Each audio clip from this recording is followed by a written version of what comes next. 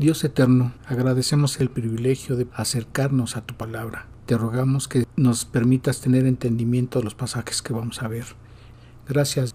Toda la gloria, toda la honra, toda la alabanza son tuyas, Señor. En el glorioso nombre de Jesucristo, nuestro Salvador. Amén. Bien, vamos al libro de Gálatas. En el capítulo 5, en el versículo 26, dice el apóstol Pablo a los Gálatas: no nos hagamos vanagloriosos, irritándonos unos a otros. Esa vanagloria también es un pecado. Y ese versículo se liga con este primer versículo del capítulo 6, el cual dice: hermanos, si alguno fuere sorprendido en alguna falta, vosotros que sois espirituales, restauradle con espíritu de mansedumbre, considerándote a ti mismo, no sea que tú también seas tentado. En la palabra de Dios para todos, ese versículo lo traduce de la manera siguiente: hermanos, es posible que alguno de ustedes caiga en la trampa del pecado. Ustedes que son guiados por el Espíritu, acérquense a Él y ayúdenle a corregir su error. Pero ojo, háganlo con humildad, pues ustedes también pueden caer en tentación. Y lo que aquí quiere decir el apóstol Pablo a los Gálatas es: si es cierto que son espirituales, pero eso no los capacita para considerarse superiores y mirar de arriba hacia abajo a los que han caído en ese pecado, el cual es observado en consideración de ellos mismos. Se estiman como espirituales, porque el Espíritu Santo les pide tratar con mansedumbre al hermano. Entonces, en este caso, la exhortación, si no se hace con ese espíritu de mansedumbre, que es parte del fruto del Espíritu, se convierte entonces en una obra de la carne, y lo único que se consigue es ira de quien se exhorta, y con ella obviamente la discordia y las enemistades. Y a diferencia de esto, cuando se hace con mansedumbre, se está haciendo de manera pastoral. Entonces, al exhortar al hermano, el cristiano debe mirarse a sí mismo, sin olvidar que todos estamos expuestos a la tentación a cometer pecado. Por ello también el cristiano espiritual puede caer. Y en ese sentido, aquí el apóstol Pablo está dando consejo a los espirituales que normalmente consideran que no han caído, para que no sean vanagloriosos, así como terminó diciendo el versículo 26 de Gálatas 5, sino que se traten con tolerancia, con mansedumbre. Debemos tratar a un miembro de la iglesia que ha caído en pecado y que se trata de restaurarle. Entonces, aquí se resalta que la mansedumbre es un don del Espíritu Santo que obra en nuestro espíritu. Y recordamos que la mansedumbre es que aceptamos los tratos de Dios hacia nosotros sin discutirlos, y humildemente soportamos las cargas por los pecados de otros. Entonces, en resumen, aquí el apóstol Pablo está señalando que si aquellos que son espirituales, es decir, que son guiados por el Espíritu Santo, deben tratar con espíritu de mansedumbre a aquellos a los cuales se exhorta, teniendo presente siempre que cada uno de nosotros somos susceptibles de ser tentados. Sigue diciendo el versículo 2 de Gálatas 6: sobrellevad los unos las cargas de los otros y cumplid así la ley de Cristo. Bien, en este versículo debemos entender que los cristianos debemos ayudarnos a llevar las cargas, y ayudándonos mutuamente, de esta manera se cumple la ley de Cristo. En ese sentido, el apóstol Pablo está regresando al concepto del amor, que es la ley de Cristo, pues es en el amor cuando se cumple la ley de Él. Así que si los gálatas querían ponerse cargas, entonces ¿por qué no ayudarse los unos a los otros en amor? Eso es lo que tenían que considerar ellos. Continúa diciendo el versículo 3: porque el que se cree ser algo, no siendo nada, a sí mismo se engaña. Bien, debemos ayudarnos a llevar nuestras cargas, porque lo que somos lo hemos recibido y lo que tenemos también. Entonces, no es de nosotros la propia madurez, pues si algunos consideramos que hemos alcanzado cierta madurez, no es por nosotros, sino es la madurez que Dios nos ha dado. porque así ha sido su voluntad, el crecer en su palabra, el darnos entendimiento de su palabra. Entonces, aún si ciertamente hay madurez en el creyente, no debe de vanagloriarse por eso, porque las circunstancias es porque no es correcto compararse unos con otros. Si ciertamente hay madurez, pues se deben de dar gracias a Dios por ello, pero no tratar de exaltarse uno mismo al compararse con alguien que no ha alcanzado la madurez que supuestamente uno tiene. Entonces debe uno de proceder con mansedumbre y con humildad. En ese sentido, pues a cada uno le es dado lo que conforme a la voluntad de Dios ha sido así. Entonces, cuando uno hace lo mejor, se siente satisfecho de los resultados y no necesita compararse con otros, pues las personas hacen comparaciones por muchas razones y algunos lo utilizan para señalar las debilidades de otros con el fin de sentirse mejor consigo mismo, y eso obviamente es pecado, pues es vanagloria y es orgullo, y es algo que debemos de apartar de nuestras vidas. Sigue diciendo el versículo 4 de Gálatas 6. Así que cada uno someta a prueba su propia obra, y entonces tendrá motivo de gloriarse solo respecto de sí mismo y no en otro. Entonces, debemos de autoexaminarnos en nuestra propia conducta para saber o considerar si es buena o no, y poderse sentir satisfecho con las acciones, pero no por compararse con los demás, para evitar ese engaño o ese autoengaño. Entonces cada uno debe examinarse a sí mismo y examinar su propia conducta, su propia obra, y así no se podrá juzgar con respecto a otros. Continúa diciendo el versículo 5, porque cada uno llevará su propia carga.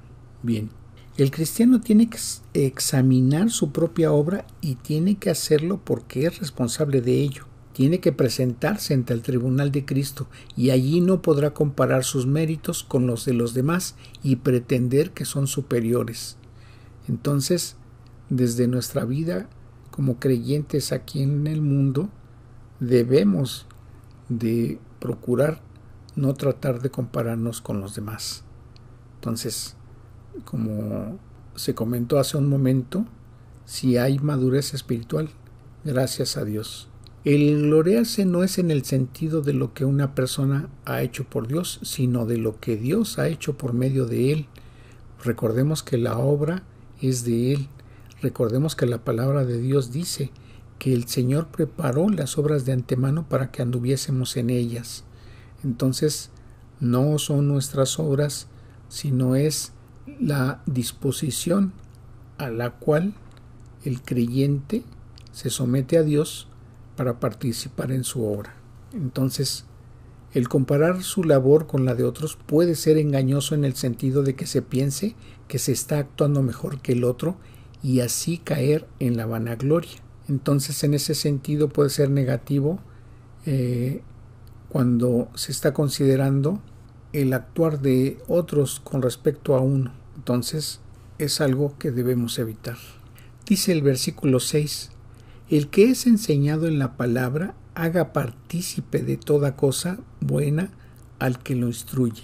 Bien, aquí en este versículo el apóstol Pablo está exhortando a la solidaridad que debe existir entre el que recibe la enseñanza de la palabra de Dios y el que es enseñado. Entonces, así como el maestro hace partícipe al discípulo de los bienes de la doctrina y de lo que habla la palabra de Dios, es decir, el que es enseñado, le debe de dar en cambio lo que el maestro necesita para mantenerse. Es decir, debe de ofrendar a aquel que le está enseñando para evitar que el que enseña se distraiga en otro tipo de actividades, digamos, seculares, para solventar sus necesidades. Entonces, aquí el apóstol Pablo está presuponiendo que la comunidad apoya con bienes al predicador del evangelio. Y aquí en ese sentido el apóstol Pablo está mencionando el mismo principio que señaló el Señor Jesucristo cuando dijo: porque el obrero es digno de su salario. Y como en otra parte del texto bíblico en el Nuevo Testamento, el apóstol Pablo también indicó que el que predica el Evangelio viva del Evangelio.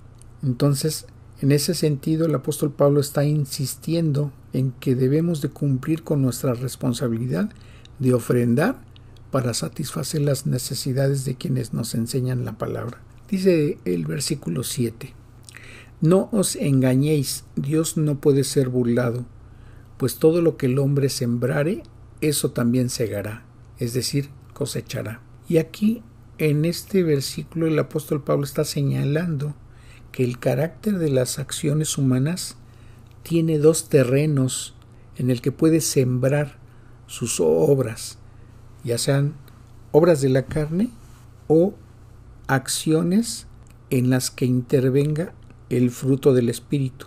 Entonces, dependiendo de ello, lo que aquí se resalta es de que hay dos campos donde el creyente puede sembrar: en la carne, es decir, obras, o en el Espíritu, a donde se exaltará el fruto del Espíritu. Así, si siembra en la carne, obviamente va a recoger los frutos de la carne, es decir, corrupción. Pero si se siembra en el Espíritu, tendrá una siega espiritual. Recordemos que la palabra dice la vida eterna.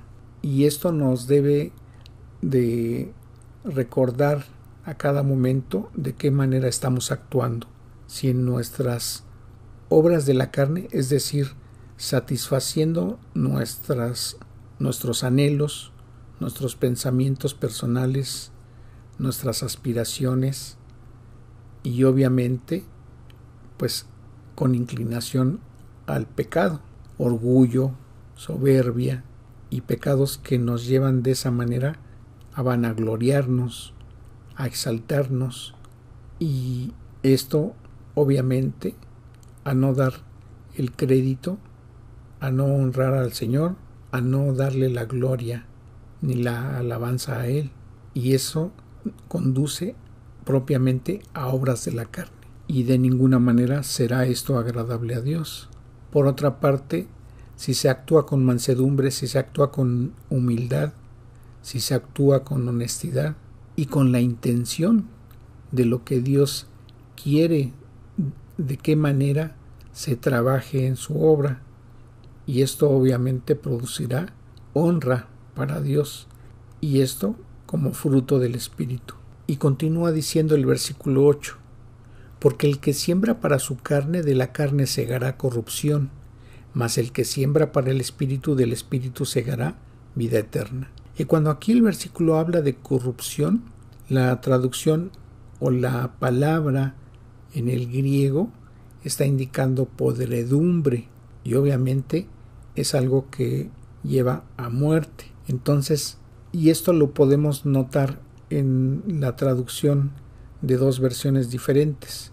En ese mismo versículo, la Nueva Traducción Viviente lo traduce de esta manera: los que viven solo para satisfacer los deseos de su propia naturaleza pecaminosa cosecharán de esa naturaleza destrucción y muerte, pero los que viven para agradar al Espíritu, del Espíritu cosecharán vida eterna. Y la versión Dios habla hoy lo traduce de esta manera: el que siembra la semilla de sus malos deseos recogerá una cosecha de muerte. El que siembra la semilla del Espíritu recogerá una cosecha de vida eterna. Entonces, así, al aplicar esta parábola de la siembra y la cosecha a la vida cristiana, se resalta que lo decisivo es el suelo o la tierra o el tipo de tierra en que se siembra. Entonces, o es en la carne o es en el Espíritu. Así, quien confía en las obras de la carne y espera fruto de ella, va a cosechar corrupción y obviamente muerte. Asimismo, quien siembra en el Espíritu, del Espíritu va a cosechar vida eterna.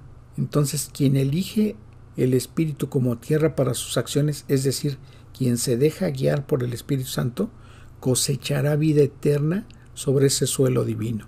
Así que continúa diciendo el versículo 9: no nos cansemos pues de hacer bien, porque a su tiempo segaremos si no desmayamos.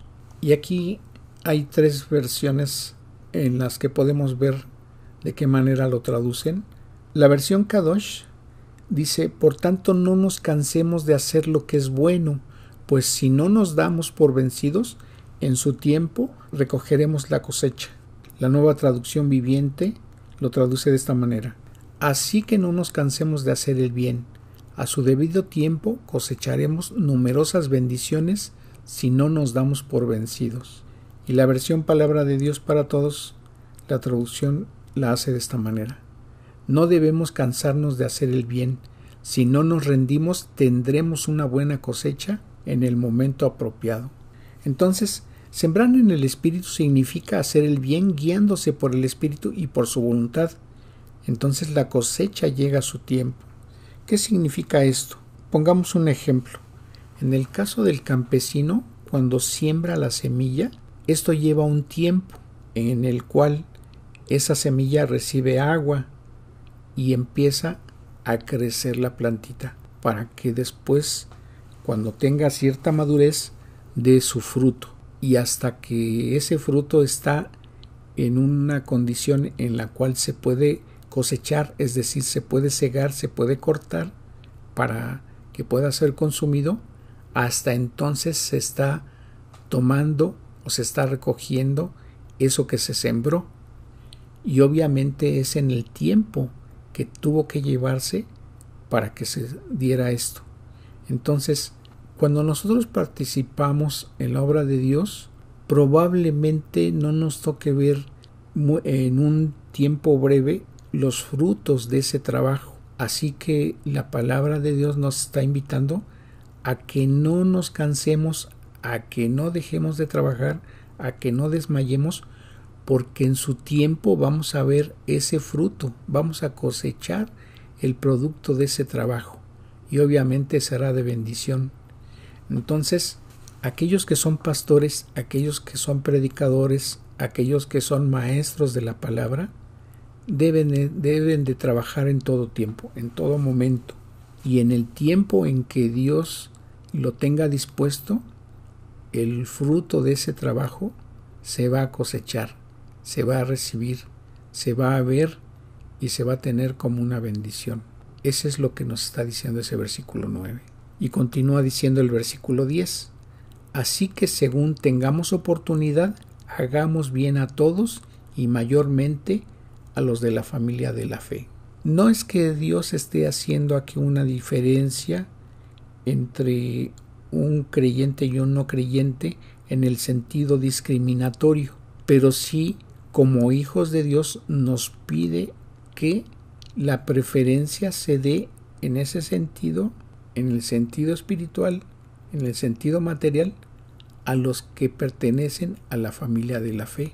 Pero también este versículo nos está diciendo que toda la vida en un sentido es la oportunidad para trabajar, la oportunidad que tenemos ahora. Entonces, todos los creyentes que son sensatos hacen bien a los miembros de su propia familia.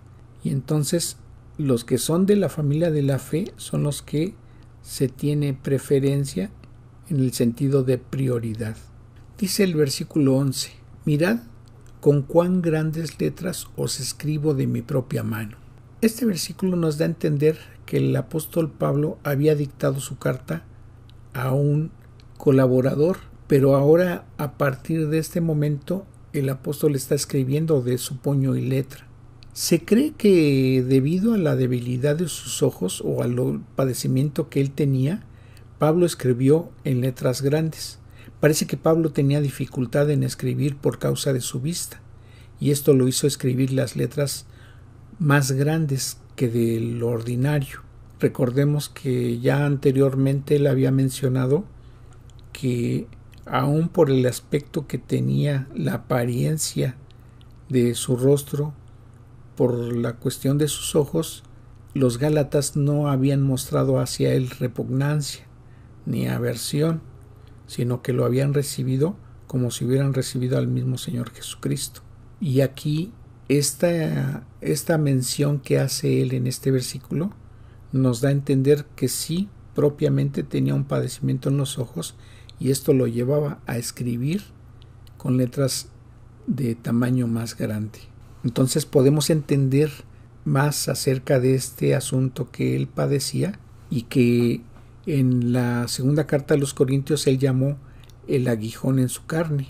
Entonces, muy probablemente este aguijón era una enfermedad en sus ojos.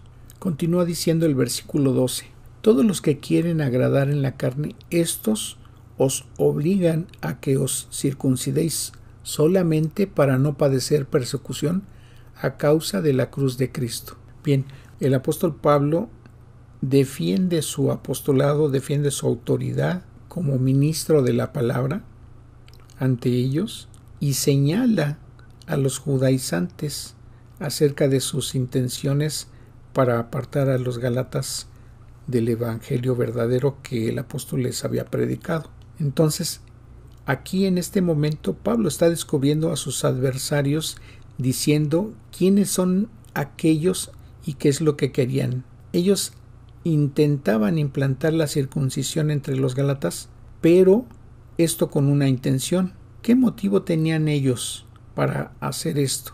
Ellos quieren aparecer ante el mundo como predicadores y quieren gloriarse de la carne de los gálatas.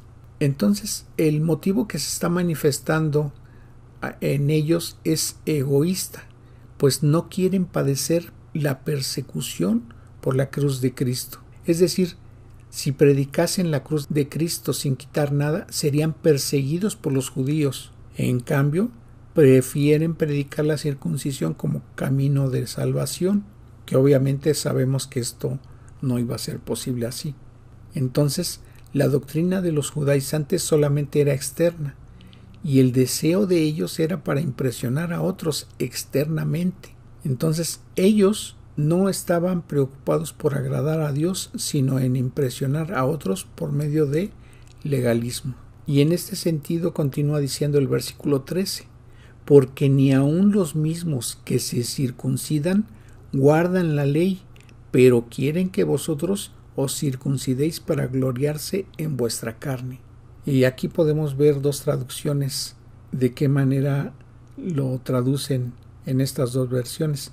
La traducción Nueva Traducción Viviente dice en este versículo 13: ni siquiera los que luchan a favor de la circuncisión cumplen toda la ley, solo quieren que ustedes se circunciden para poder jactarse de ellos y decir a todos que ustedes son sus discípulos. La versión en lenguaje sencillo dice: ellos están circuncidados, pero no obedecen la ley de Moisés. Lo único que desean es que ustedes se circunciden para luego decir con orgullo que ellos pudieron convencerles de circuncidarse. Entonces, como vemos, ellos solamente estaban poniendo cargas en los creyentes y cargas que ni aun ellos podían cumplir y ni siquiera tenían la intención de cumplir. Lo único que pretendían ellos era protegerse para no ser perseguidos por predicar el evangelio de Cristo. Entonces sigue diciendo el apóstol en el versículo 14: pero lejos esté de mí gloriarme, sino en la cruz de nuestro Señor Jesucristo, por quien el mundo me es crucificado, a mí y yo al mundo. Bien, aquí el apóstol se gloría en la cruz de nuestro Señor Jesucristo, en la muerte expiatoria de Cristo en la cruz, como un ejemplo de su motivo para gloriarse. ¿Por qué? ¿Por qué se gloriaba el apóstol Pablo en la cruz? Porque hemos de testificar del poder de la muerte de Cristo, el cual obra en nosotros como si hubiéramos sido crucificados con Cristo. Y aquí, al decir nuestro Señor Jesucristo, el apóstol está recordando a los gálatas que ellos tenían una participación en el Señor Jesucristo y por lo tanto ellos deberían de gloriarse en la cruz de Cristo como Él lo hacía. Pero ¿por qué había dicho esto el apóstol Pablo? Dice el versículo 15: porque en Cristo Jesús ni la circuncisión vale nada, ni la incircuncisión, sino una nueva creación. Aquí la versión Biblia al Día lo traduce de esta manera: para nada cuenta estar o no estar circuncidados, lo que importa es ser parte de una nueva creación. Recordemos que el nuevo nacimiento lo da el Espíritu Santo después de haber creído el Evangelio. Y de esa manera el Espíritu Santo nos otorga el nuevo nacimiento en Cristo Jesús. Entonces nos dice la palabra que al tener ese nuevo nacimiento somos una nueva criatura, somos una nueva creación en Él. Entonces ya no se trata de andar en la carne, como el apóstol había aclarado en el capítulo 5, sino andar en el Espíritu para manifestar el fruto del Espíritu. Y de esta manera dice el versículo 16, y a todos los que anden conforme a esta regla, es decir, en el Espíritu, paz y misericordia sea a ellos y al Israel de Dios. Y en ese sentido el apóstol bendice a los que se ajustan a esta norma, pues su deseo es dar la bendición sobre todos. Entonces, aquí manifiesta el apóstol que Dios derrama su paz y misericordia sobre los que son hijos suyos por haber sido una nueva creación que les ha dado el Espíritu Santo, por creer en el Evangelio. Y sigue diciendo el versículo 17, de aquí en adelante nadie me cause molestias, porque yo traigo en mi cuerpo las marcas del Señor Jesús. Y esto tiene que ver cuando anteriormente habíamos leído que Él se gloriaba en la cruz de Cristo. ¿Qué es lo que está diciendo este versículo? Si lo vemos en la versión en lenguaje sencillo, ese versículo lo traduce de esta manera: de ahora en adelante que nadie me cause problemas. Yo tengo en mi cuerpo las cicatrices que demuestran que he sufrido por pertenecer a Cristo. ¿Y a qué cicatrices o a qué marcas se refiere el apóstol? Las marcas que el apóstol Pablo llevaba en su cuerpo eran consecuencia de los sufrimientos que él había padecido por su trabajo apostólico, como participación en los sufrimientos mismos de Cristo. Y algunos consideran que estas señales se comparan a las marcas que se ponían a los esclavos para indicar quién era su dueño.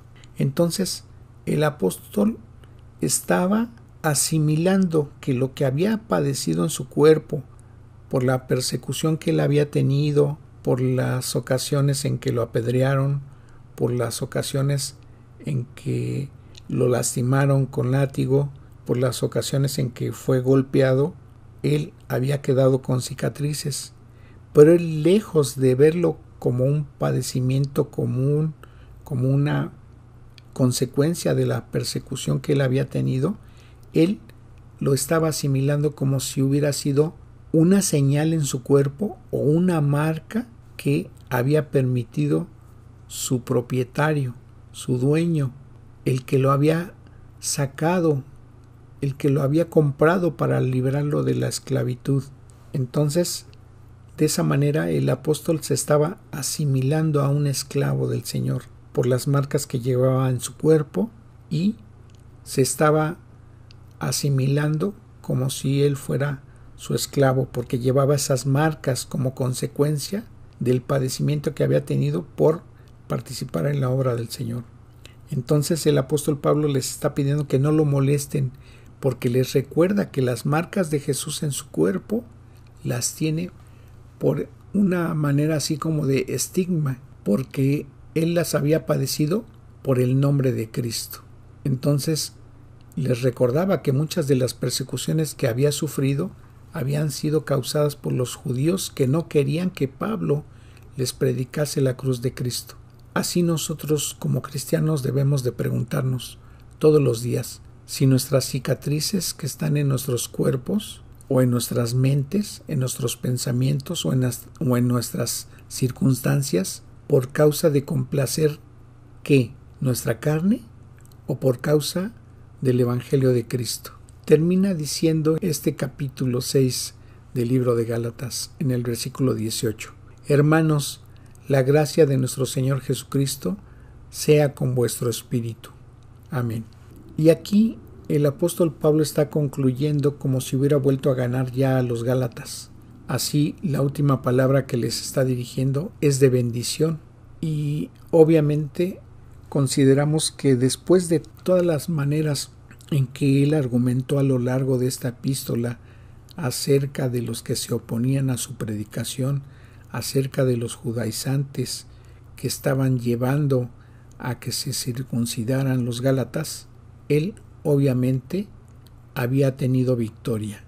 Él obviamente había llevado a que esos gálatas se arrepintieran de las decisiones que estaban tomando al pretender creer que con los legalismos judaizantes iban a colaborar en su propia salvación y en su andar cotidiano como cristianos. Obviamente, para ellos ya les tenía que haber quedado claro lo que el apóstol les estaba invitando a que considerasen para no caer de la gracia del Señor al alejarse de Cristo por pretender que tenía que ser necesario esos legalismos judaizantes en su salvación. Y obviamente el apóstol Pablo lo estaba apartando de ello, de esas falsas enseñanzas, de esos falsos maestros. Bien, vamos a agradecer a Dios por este tiempo. Señor, te agradecemos este acercamiento que hemos tenido a tu palabra y nos queda claro que en cada enseñanza debemos considerar si se está apegando a lo que tu palabra dice o se están enseñando doctrinas que nos alejan acerca de lo que tu palabra enseña. Te agradecemos, Señor, por este tiempo. Te rogamos tu bendición para todos nuestros oyentes y seguidores o visitantes. Gracias, Señor, en el glorioso nombre de nuestro Salvador Jesucristo, tu divino Hijo. Amén.